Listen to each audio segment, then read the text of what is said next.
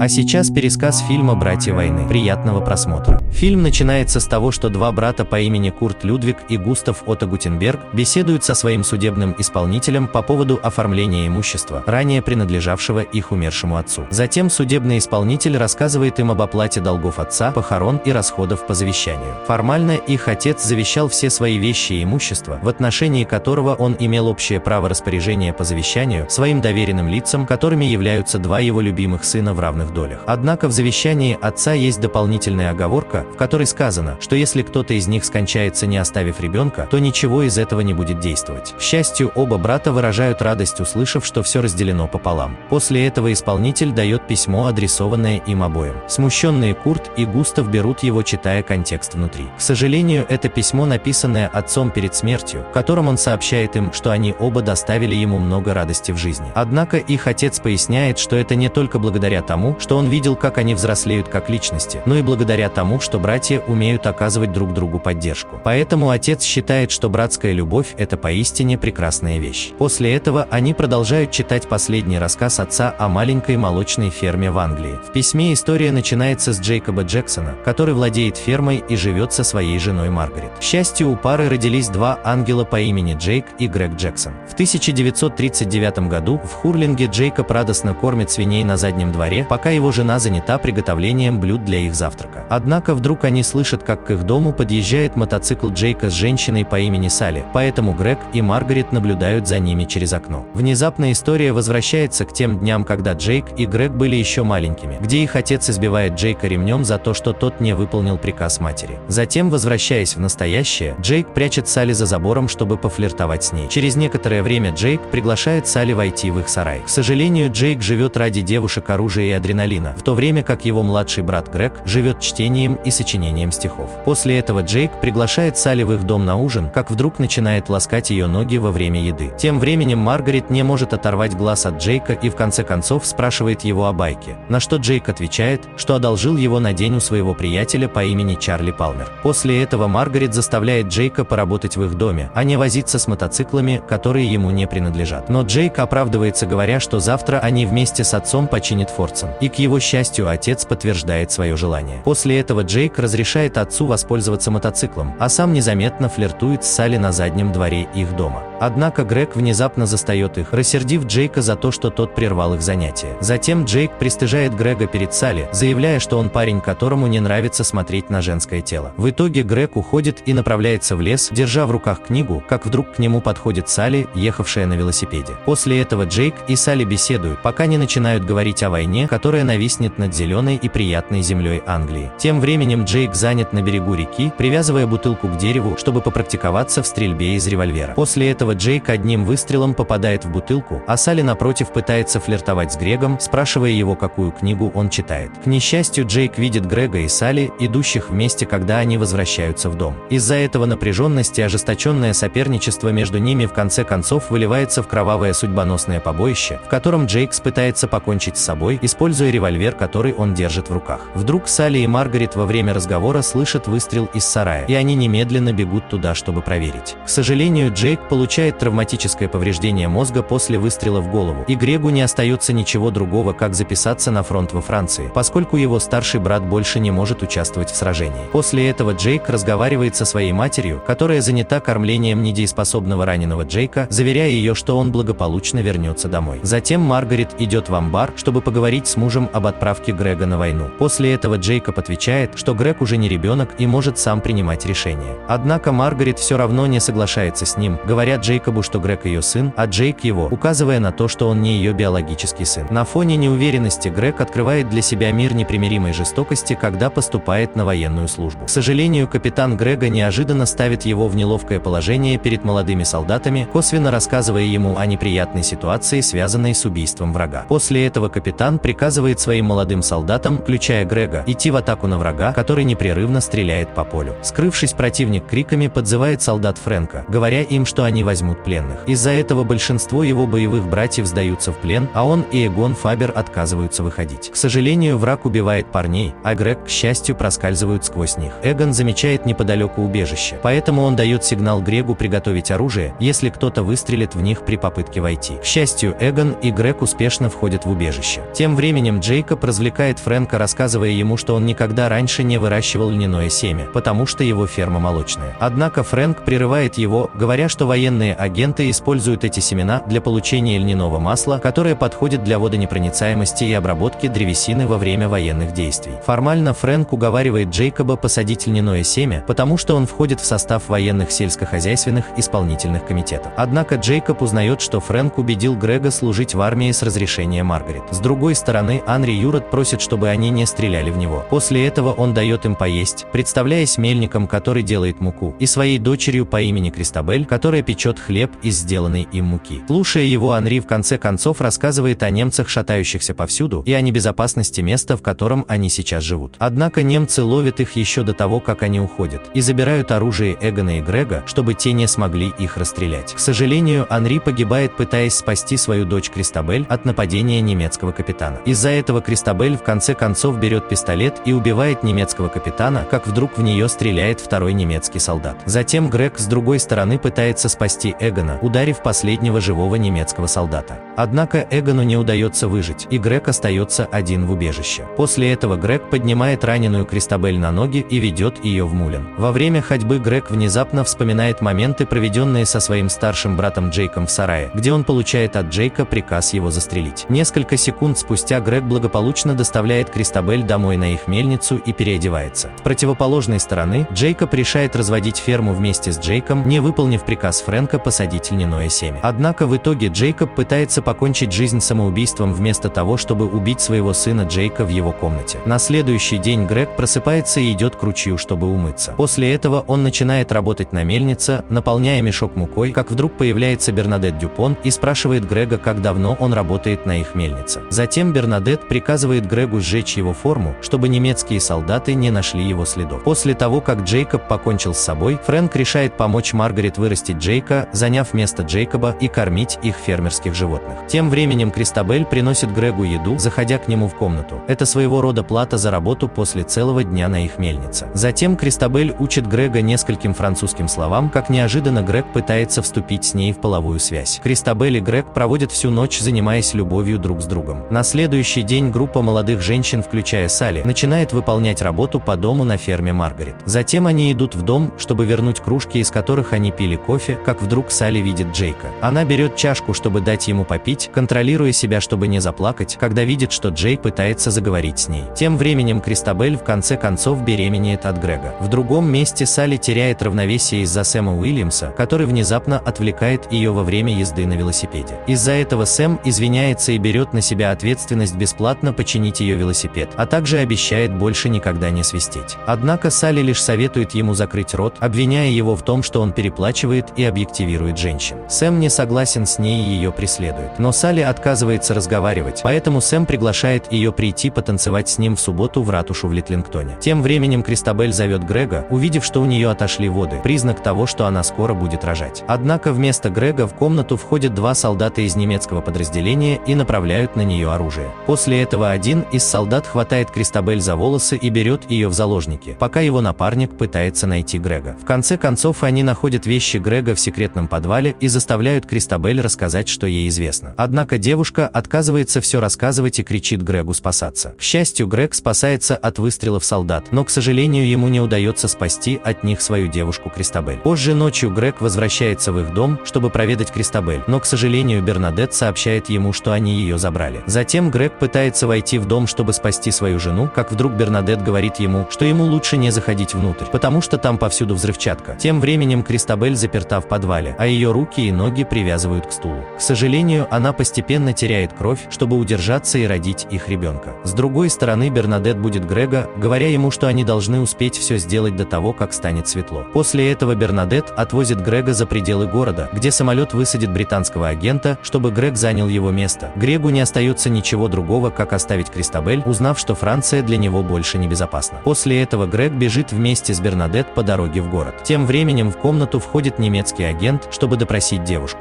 Но Кристабель по-прежнему отказывается что-либо говорить, и агенту не остается ничего другого, как достать щипцы для ногтей, чтобы напугать девушку. К сожалению, безжалостный немец срезает один из ногтей Кристабель. Тем временем Бернадет наконец-то видит в небе приближающийся самолет, поэтому она сразу же говорит Грегу, чтобы он шел по ее сигналу. Однако Грег не двигается, так как вспоминает свои отношения с Кристабель во время пребывания во Франции, но он сразу срывается с места после того, как Бернадетт кричит его имя. Грег быстро бежит к самолету и летит по туманному небу. Тем временем Кристабель кричит в подвале, пытаясь родить, в то время как ее руки и ноги все еще привязаны к стулу. К сожалению, немец отказывается помочь Кристабель и только наблюдает, как она делает это сама. Тем временем Грег благополучно возвращается домой, удивляя свою мать Маргарет и Джейка, который вошел в дом, весь мокрый от холодного дождя. Потрясенная Маргарет говорит Грегу, что думала, что он уже умер, так как не получала писем во время своей военной миссии. Но вместо того, чтобы ответить матери, Грег уходит. Фильм заканчивается тем, что Грег возвращается в сарай, где много лет назад произошел инцидент между ним и его братом. Формально в последней сцене воспоминаний Грег убедительно стреляет Джейку в щеку, несмотря на просьбу Джейка не делать этого. После этого Грег извиняется перед Джейком и отводит его обратно в амбар, но снова стреляет в него и убивает. Удивленные Курт и Густав узнают, что история, которую они читали, была про их деда Грега, который в конце концов рассказывает, что убил своего брата Джейка, потому что он приемный ребенок. К сожалению, Кристабель умирает во время родов в подвале ратуши. Затем в последней части письма Курт и Густав получают от отца приказ навестить своего деда Грега и показать себя как двух любящих братьев, которые ценят друг друга. Спасибо за просмотр, не забывайте подписываться на канал, а также на Telegram, там много интересного.